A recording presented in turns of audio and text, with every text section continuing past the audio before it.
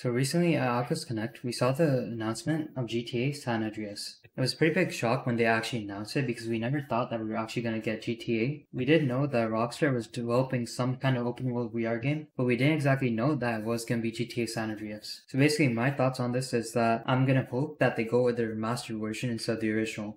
In VR, in my opinion, graphics are actually very important. If they don't go with the remastered version, it's just going to be way too similar to PS2 graphics and it won't get you immersed fully. Since it is Facebook that has probably funded this game, there are going to be drawbacks. One of them is that it's only going to be on the Quest 2. And I mean, that makes sense from a business standpoint. Getting people onto your platform is the one thing you want to do. And Facebook is doing that with exclusives like Resident Evil 4 and now GTA San Andreas. The only problem is that anybody who's on PC VR has a Rift S, even their CB1, is basically screwed over. The only other Oculus device that's not going to get GTA 5 is going to be the Quest 1. But at least for the Quest 1, you're still going to be able to run the game, just you'll have to pirate it. Next I want to talk about how VR ports have one major flaw: their mechanics.